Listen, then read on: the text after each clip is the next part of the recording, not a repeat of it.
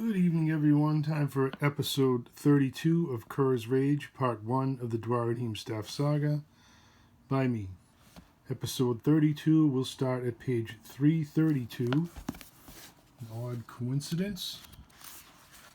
Just after Carmen's Rangers has entered a mysterious cave at the top of a very tall mountain in the northern reaches, we shift our story to Darik Al-Luan.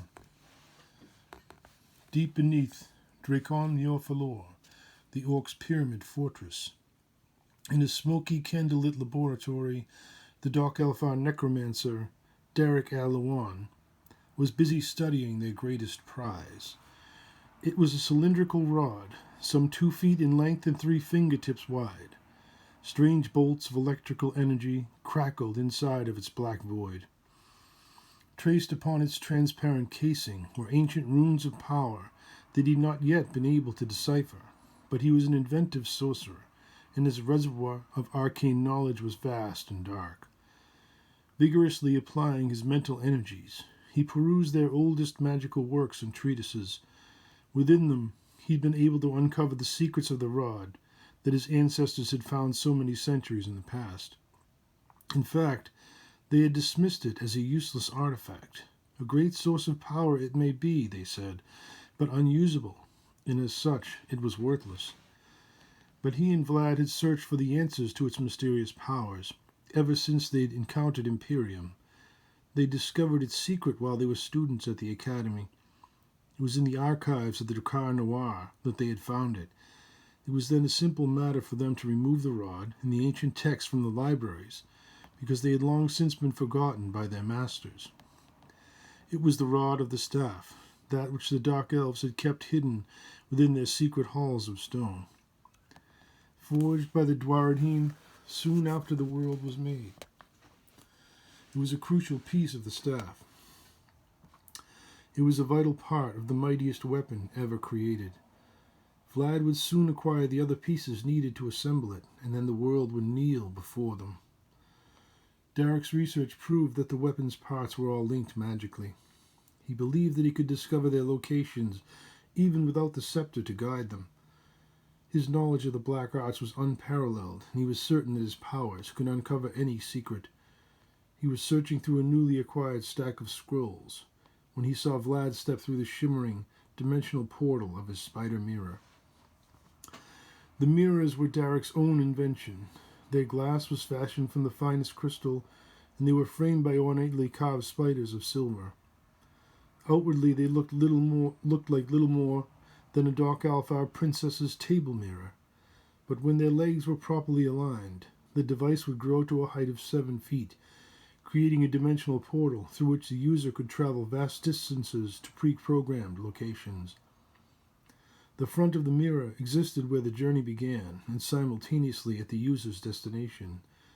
What made the whole process possible was his system of necromantic folding. It was a pinnacle achievement and a cunning adaptation of certain negative planar spells.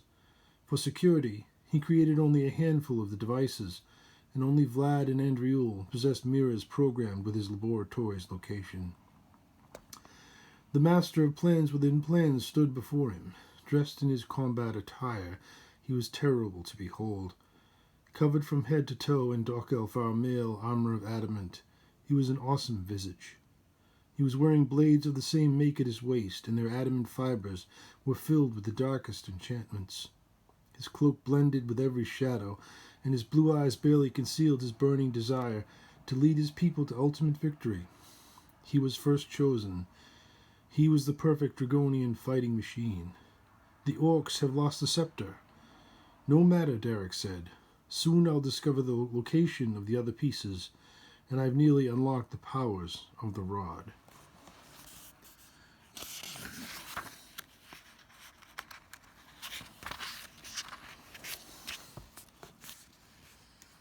I believe that our quarry is trying to use the scepter to challenge us. Surely they don't understand its true power. I'm not so sure, Vlad said, pacing. Andriul has glimpsed the party within the northern reaches, although they possess something that interferes with her magical scrying. Possibly some quality of the scepter that we haven't discovered yet. I suspect something else, but in time we'll see. Should I have Lycurgus send another hunting party after them? No, I have another use for him. I intend to use the rod as bait. It will help us if they succeed in uncovering the gem. And then the scepter will guide them here, and we'll be waiting for them. What do you wish of me, Captain? Continue your research. I will acquire more artifacts for your study. I should be able to activate the rod within a week's time. Excellent. I will send Andriel and Ariana to assist you, as well as to seek out our troublesome prey. Perhaps with your help, they can penetrate whatever barrier is blocking her spells. I would be honored, lad. There is another problem. Oh? The orcs claim that there is a revenant dwarf in their company. They call him Argodok. When we capture them, we shall do away with such nonsense in the arena. We cannot afford to have such fears among our allies in the upcoming campaign. It will be as you wish, Captain. Turning about, Vlad re-entered the mirror's portal, and his form and that of the mirror vanished like shadows from encroaching light. Before Darik continued his work, he smiled to himself at the great superstitions of their Orcan allies. Hell's hand indeed, he thought.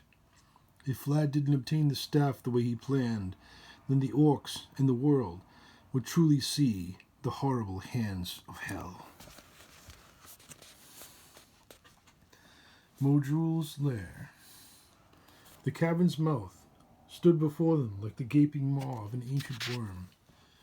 Nearly 100 feet in height and half as wide, it threatened to swallow them up and leave no trace of their passing. Above them, icicles dangled some 30 feet from the cavern's roof, like the jagged teeth of some terrible beast. Broken shards of ice littered the ground at its entrance, and crossing the great mound was treacherous. When they were safely out of the wind, Darik was relieved to find no trace of animal tracks leading into or out of the cave. Once they passed beyond the entrance, it was immediately warmer, much warmer, and what could be heating the cave was unknown to them. Once their eyes adjusted to the light, they could see quite well. Before them, the cave continued on into darkness, retaining its immense ceiling height for a great distance.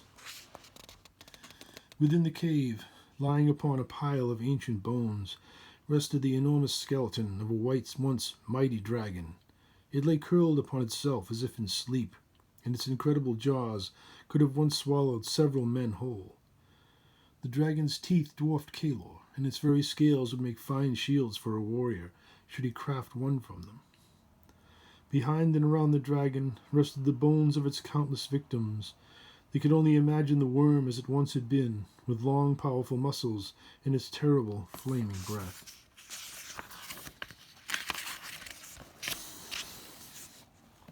Kalor activated the scepter again, and it pointed toward the rear of the cave. They all wondered what they would find there. The necklace at Kalor's throat glowed warmly, as if in response to something nearby. "I smell gold," Kerr said. "Treasure is near." "I've got a bad feeling about this," Dow said. And so did they all. And we return to our narrator at One-Eyed Jack's. "Aye, lads, it's a tale too long in the telling for men with such important business as the likes of you." "Wait a minute," Polly said. "You can't just leave us hanging like this." "It has grown very late, and despite Jack's fine ale, my throat is too parched to continue." "But what happens to them?" Eric asked. "Are they captured or killed in battle?" To do justice to their tale would take far more than the span of a single night, and I am old. "We can't leave like this," Garrett said, knowing that they're moving into Vlad's trap. "Suffice it to say that in the end all was as it should have been, as the gods wished it to be." "If we return," Sonia said, "will you tell us the rest of the tale?" "It's a blizzard out there, Garrett," Eric said. "Perhaps we can extend our leave for one more day." "We can't leave in the middle of the storm anyway," Garrett said. "The captain will understand the delay." "I guess we can't get in too much trouble," Polly said. "I'm sorry that we kept you up so late." "I remember what it was like to be young," I said. "Indeed, I remember everything."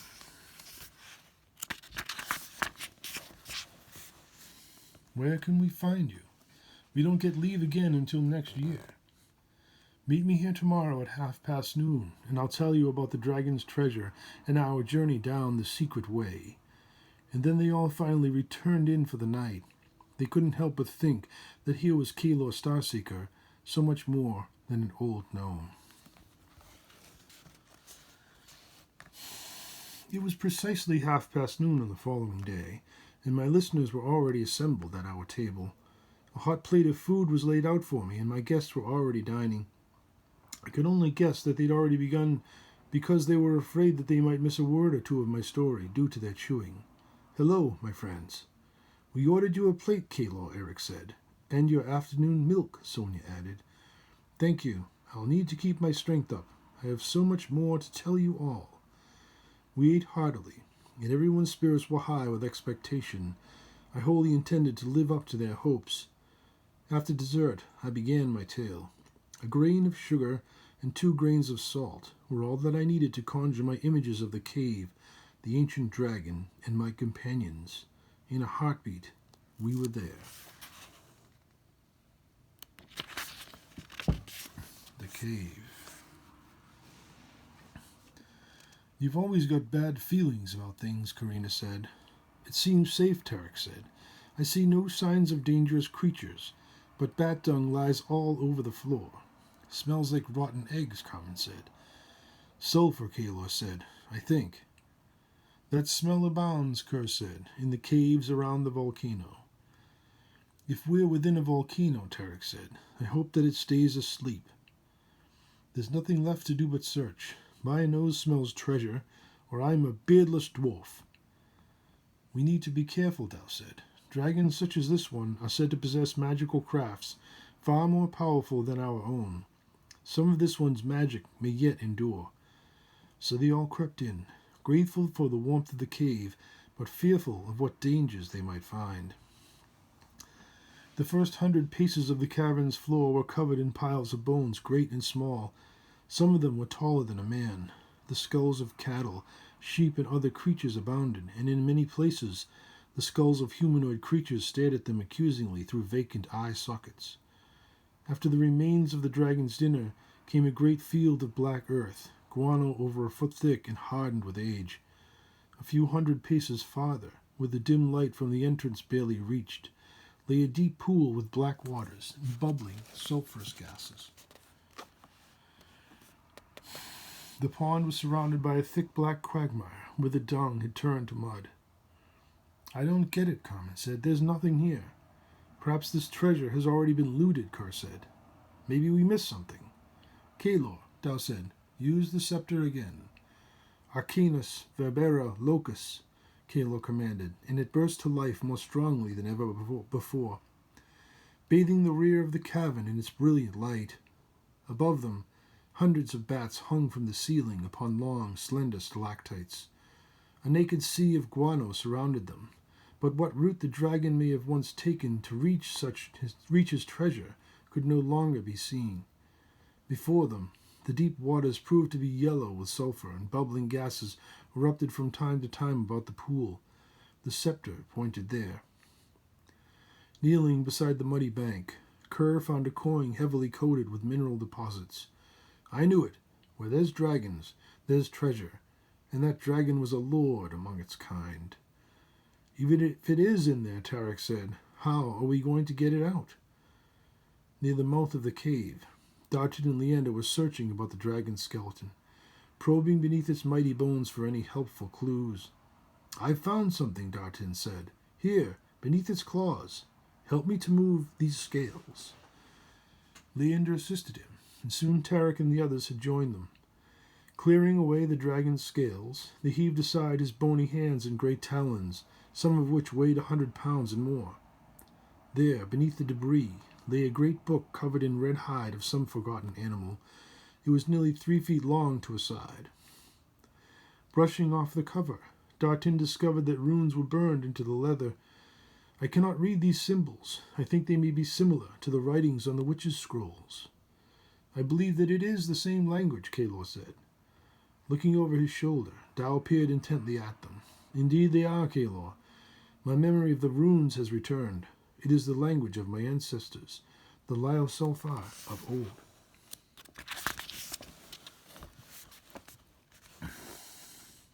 What does it say? Carmen asked.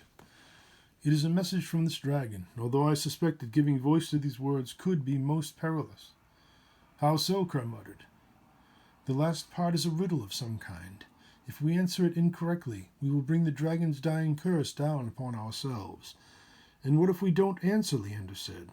If we don't answer, we are likely to bring its curse upon us anyway when we uncover its treasure. As before, Carmen said, we have little choice but to go on. And so prompted, Dao read the dragon's ancient words, his knowledge of his ancestors' language returning full-fold. His voice was the voice of a dragon, and this is what he read. I am old, older than but few of my kind left in the world, over 10,000 cycles of the dragon, and I have been called by many names. But from the egg I was born Modrul, firstborn son of Shirul and Kradon, cold-bringer to the elves and slayer by mortal men. In many battles I defeated all my enemies, including one of the great Vanir, but in the end there was one enemy that I could not defeat. After I have passed, I foresee that others will find my body's remains, and for these adventurers I leave this message. Look ye deep beneath the sulphurous waves, for there lies that which I saved, memories of all my enemy knaves, fallen to naught beneath my claws and fangs. Strong I was, like thunder on my mountain, but now my time is gone and I must rest, for my body pains me. For 10,000 cycles I protected what the old ones left for me.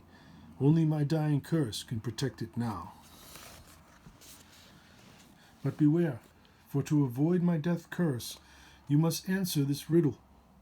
I am colder than ice, but fire cannot warm me. I paralyze, I destroy, and I have many forms. I plague the dreams of men. Children run from me, and even the bravest dread my coming. All are defeated by me. What is my name? Answer my riddle, or become one of my fallen. Finishing the riddle, Dao spoke again. Wear thee, for the first spoken answer will be our only answer, even if it's a guess. The magic will know when the first answer is uttered. Somehow, I know this to be true. How do you know that? Carmen asked. I know not how, only that I know that I speak truly. And with that, they all began to think, remembering the words that Dao had spoken with the voice of the once mighty Modrul. Modrul said that there was an enemy that even he could not defeat, Darik said knowingly. I think that is a great key, Dao said, but let's not guess until we are all of like mind. Beneath the sulphurous waves, Kerr said. That must mean that his treasure lies hidden at the bottom of the pool. Fire cannot warm it, Carmen said. It must be some supernatural force, or an idea, something intangible. That fits Darik's idea, Kalor said. All are defeated by me, Karina said, a force which even Modrul couldn't prevail against. Then we are all of like mind, Dao said. I read the text, so I will also risk uttering the answer. Turning to each of them in turn, he was assured by their faith that they had indeed deduced the proper answer without uttering an incorrect guess. Modrul, Dao said in the voice of the ancient elves, the answer is death.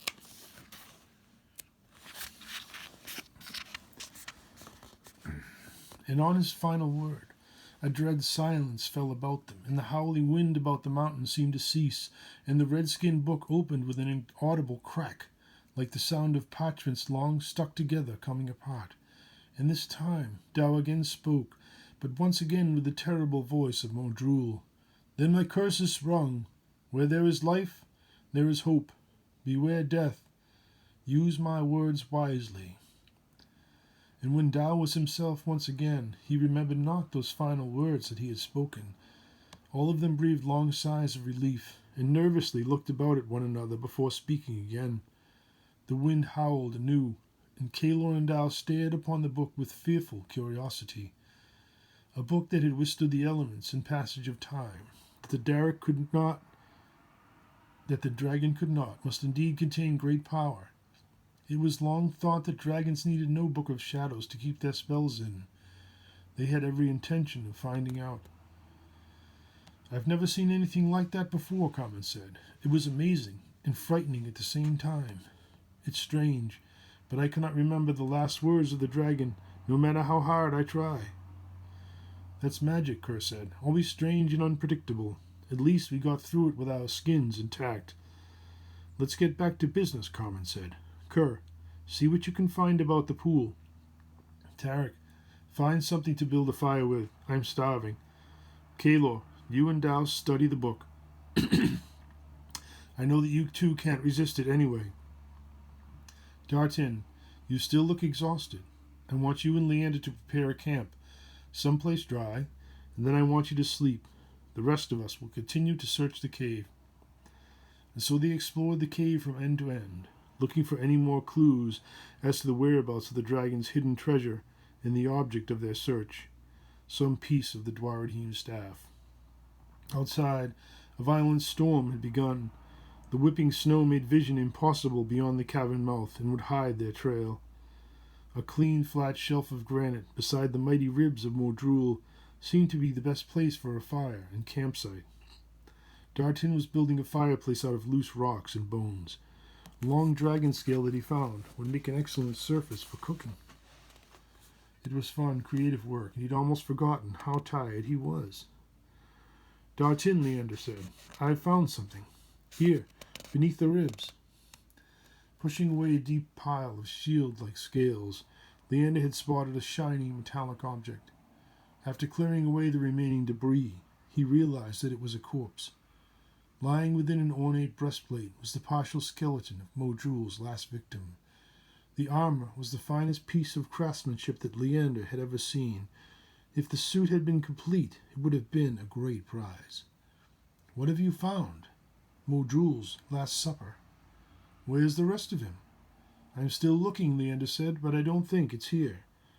It must have taken quite a bite, Karina said, to shear the armor off so cleanly.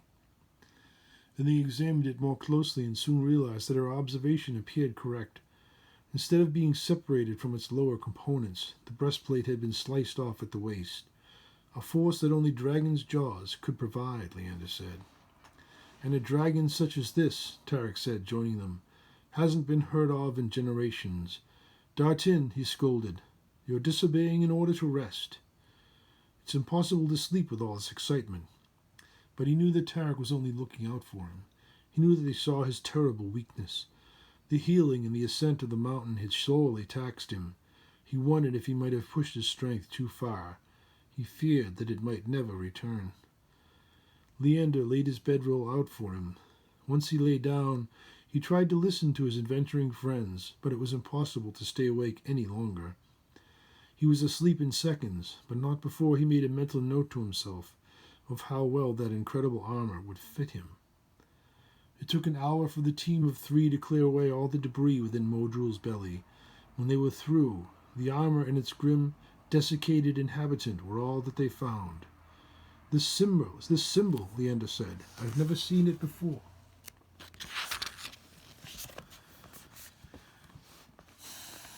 The skeleton looks elfin, Karina said. The high cheekbones and large orbits are the same, but our men never grow so large. He would have stood well over 6 feet tall. And his build was heavier, Leander said, more like Dartin's or Carmen's father's. The standard, Darik said, of a dragon flying into the sun. I have no knowledge of it. Perhaps it's an ancient symbol of the Lair Salfar, one that is no longer used. The workmanship is incredible, Karina said. Perhaps Kerr's people forged it, but her thoughts were doubtful. With Dao's knowledge of ancient history, Leander said, he may recognize it. And Kerr might identify the craftsmanship.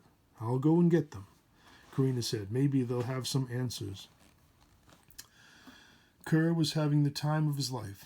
Standing knee-deep in the dark muck of the cavern pool, Carmen held the torch aloft while he uncovered numerous coins from within the muddy goo.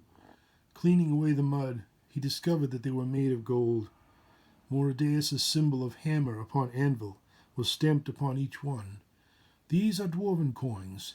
This symbol is as old as my people.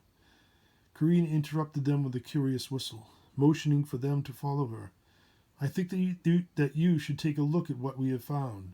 I think that you'll be interested. But the dragon's hoard is here.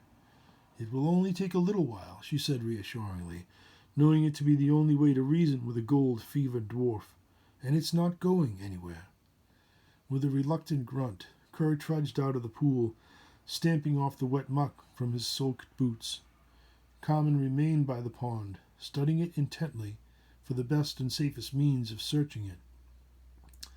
When they reached Leander, he had separated the carcass from the cuirass and found the intricate patterns of straps and buckles that held it together. On the inside of the armor, many runes were etched upon it. Stooping down to examine it, Kerr was amazed. He studied it with an intense interest even greater than his lust for gold. "Is it dwarf-made?" Karina asked. "I'd like to lay claim to this craft, but no dwarf that I know of could have made it. Who then?